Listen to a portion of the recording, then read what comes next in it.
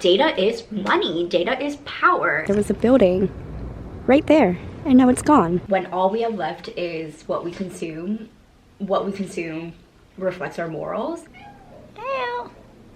Alright, hello, welcome back to the vlog. If you are one of the 23 people who watched my first video, and if you are new here, hi, I'm Stefanie. I like to vlog and reflect on media culture and everyday life, so subscribe if you want to reflect together. I talk a lot about tech, media, and just culture, like I said.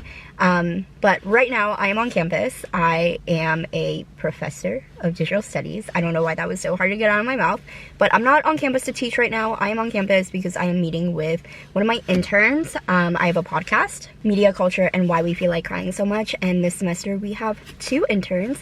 Both students were previous students of mine, so I'm meeting them on campus to talk all things social media and audiovisual and all of that. And I'm 10 minutes early, but I think I'm gonna go in early so I can connect to Wi-Fi because I always have trouble connecting to Wi-Fi. But before I go in, I am going to put in what I did yesterday. Yesterday, I spent the day podcasting, working my 9 to 5, and I also gave a little spiel about TikTok and leaving platforms and our morals when it comes to consuming and existing in the digital space. I'm trying so hard not to breathe too heavy or touch the desk because you're on 11 books and my tarot deck because I can't find my tripod. And it's all very precarious because I don't know why, but it's, oh, he is ready when I am. I'm about to head into meetings. Grant and I, my podcast co-host, we are connecting for the first time in this year, so we can schedule out when we are recording, and then after that I am meeting with one of our interns. We have interns now, which is really exciting, and yeah, I should hop on this call. Oh my god, hello! Let me see if he emailed me back. Hi, Grammy. What are you doing? Alright, let's talk about TikTok real quick. And my current dilemma is I don't know if I want to go back onto the app. And TikTok coming back is old news, and them kissing Trump's ass is old news. But I am grappling with whether or not to go back onto the app. TikTok was my main platform. On TikTok, I posted daily culture commentary about media culture and everyday life, and people really resonated with it. A lot of people really resonated with my posts on surveillance capitalism, surveillance technologies, data colonialism. But I want to talk about moral consumption real quick. I printed out this article. My friend told me about this article a year ago, and I've thought about it almost every single day. So okay, so this piece talks about how when all we have left is what we consume reflects our morals. So in this piece, they say the desire to exclusively engage with media and art made by unproblematic artists is a direct result of Americans viewing media consumption as an inherently political act because that is the supreme promise of Western prosperity and in the religion of consumerism, and because it's seemingly all that is left. We've been stripped and socialized out of any real political energy and agency. Our ability to consume is the only thing remaining that's ours in late capitalism, and as a result, it's become a stand-in for, or perhaps the sole dividing quality of every aspect of being alive today. Consuming is activism, it's love, it's linking, it's sex, it's fill in the blank. When the act of consuming is all you have left, and indeed the only thing society tells you is valuable and meaningful, the act must necessarily be a moral one. Which is why people send themselves down manic spirals deciding who is problematic or not, because for us, the stakes are that high now. And I want to talk about that in this existence of media life, because we exist in media life. We don't live with media, we're in media. And when Elon Musk bought Twitter and turned it into what it is now, a lot of people left. And then a lot of people left Facebook after Meta decided to remove any little content moderation that it had. And I even left Substack because their co-founder wrote this piece basically saying how Elon Musk is like the prime example of how communication media should be, and I really disagreed with that. I found myself doing this thing that Carly Gomez talks about in this piece about like what we consume is tied to our politics, tied to our social stance, our morals. And now TikTok is back and they're thanking Trump for coming back, and it was my main platform for a while. But I'm also wondering if us jumping ship is helpful, because yeah, like right wing is taking over these platforms, but if we just leave, we're just letting them. I can't decide like what is the right thing to do. Is it right to jump ship because I don't agree with the founders or creators or CEOs, whatever's values? Because existing on a social media platform right now is so tied to our morals. But then I'm also like, if we just jump ship, we're just letting them have this media space. We're letting them have this space. So I don't know what to do. And I did have personal gripes with TikTok before all of this happened. I posted daily culture critiques, and all of my videos are founded in research and are founded in my lived experience. But when you're making a video that's 30 seconds to a minute long, you can't sit there and list off all the research that went into it and all the different perspectives that you are bringing. So then people would be in my comments being like, what about this? What about that? And I would be like, that's not the point of what I'm talking about. We're talking about the bean soup, like, comment.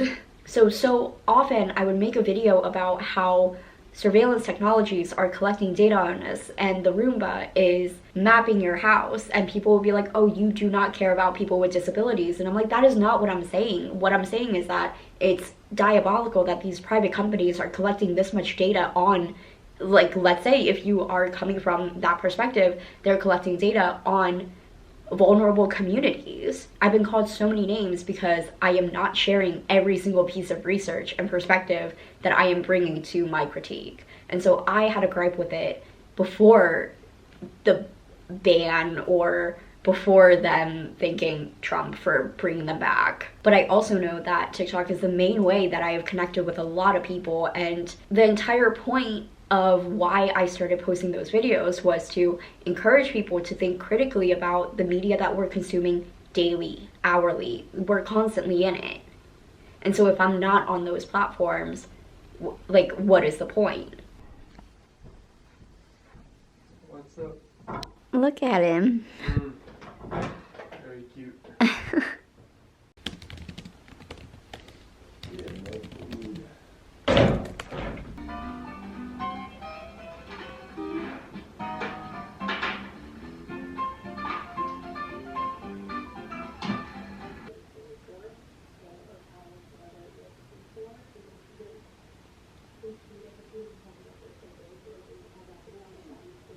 Okay, and welcome back. Let's head in. Dang, it is so cold. It is warmer than yesterday because it's in the 40s. Yesterday it was in like the teens, but I am now wearing clothes and I have to put on lotion. I teach at the school where I went to undergrad, and when I was in undergrad there was a building right there, and now it's gone. And then this is where I took some of my grad photos. I just finished meeting with my intern. We talked all things social media. And now I have a meeting for work, but I don't have time to go home because my meeting's in 4 minutes, so I'm just gonna take it from this room. It's really funny being in this room because, again, like, I went to undergrad here and I used to study and do group meetings and all that in this room, so it's a little crazy.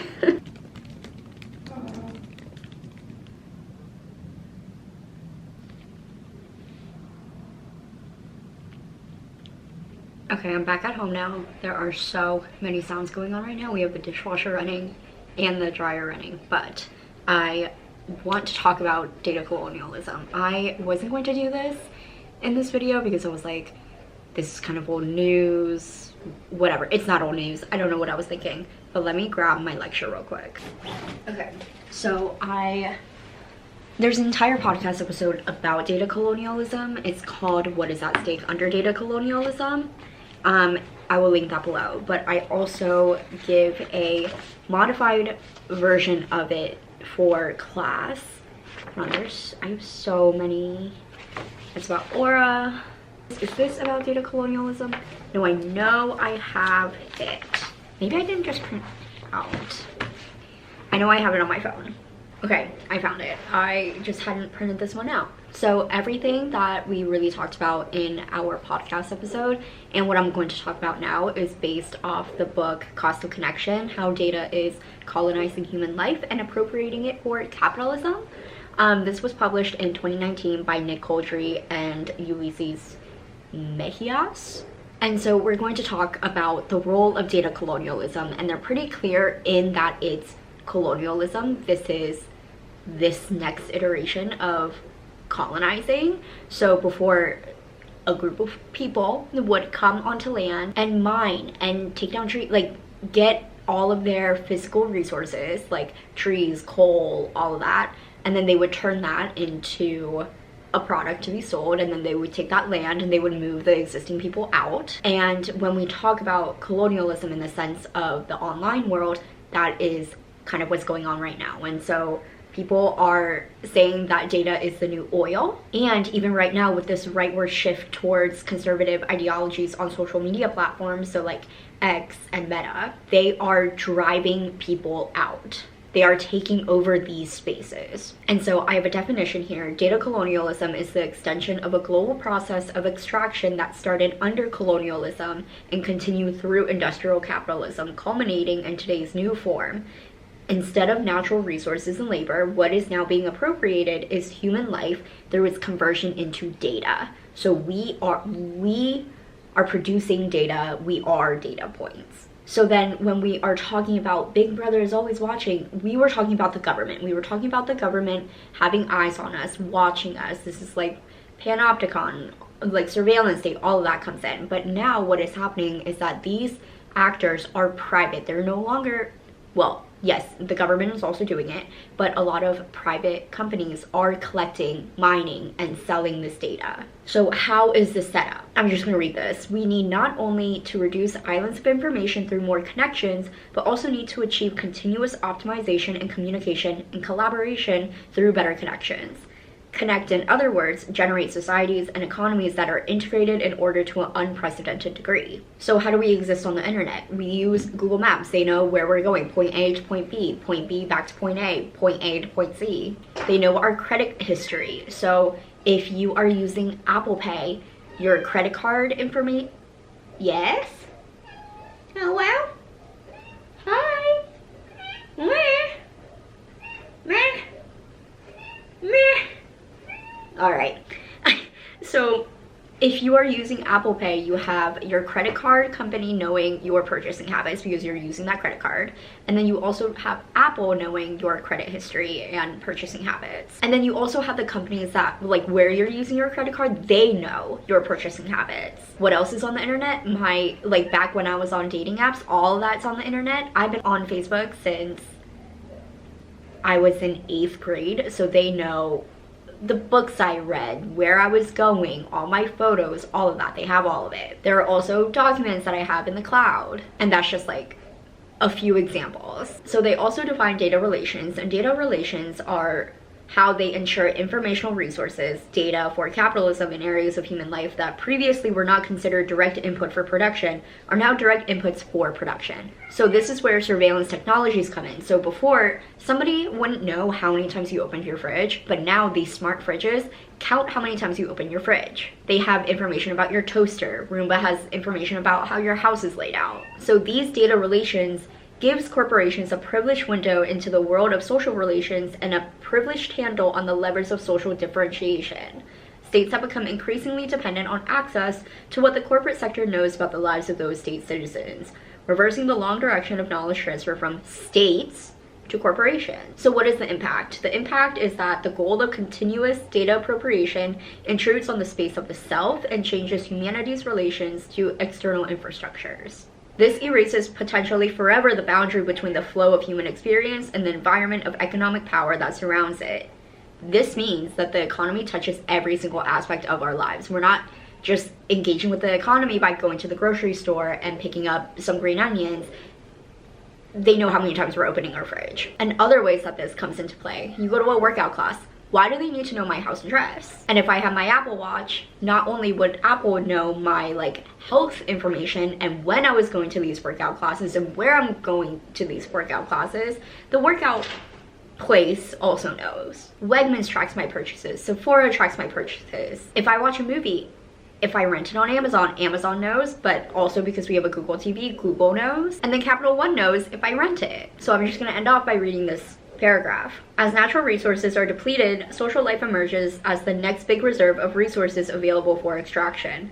The effect of data colonialism, however, is to give corporations control of resources that can be extracted from social life by installing into people's lives corporate powers and rights of surveillance that did not exist before. These are surveillance technologies. These are not just normal media technologies. These are surveillance technologies. So then back to, I know I said that was going to be the last thing I said, but I kind of want to bring this full circle. So when we were talking about original thinkings of colonialism, we knew it as the appropriation of land, of people, of natural resources. So then data colonialism is the appropriation of social resources, so like norms, codes, knowledge, meanings, connection. And all of this comes into play with the TikTok ban and social media platforms making these power moves. And yes, probably international relations has to deal with some of the decisions to ban ByteDance's products, but the main thing is data. Data is money, data is power, and they want American companies to have it. And earlier in this video, I was talking about how should we be jumping ship? Like if I leave TikTok, but I'm still on Instagram, or I made a new Instagram account, I am doing exactly what they want me to do, and I'm giving Meta, an American company, all of my data, and therefore all of this power and profit and all of that. So data colonialism, yes, is this extraction, but it plays into like this moral thing as well. Data colonialism is the reason for this move. Yes, Grammy. You want to see Grammy? Hi, Grammy. Can I help you? Ow. Ow. Ow. Ow. Okay. Zoom out. Oh, this is zoomed in. Nope.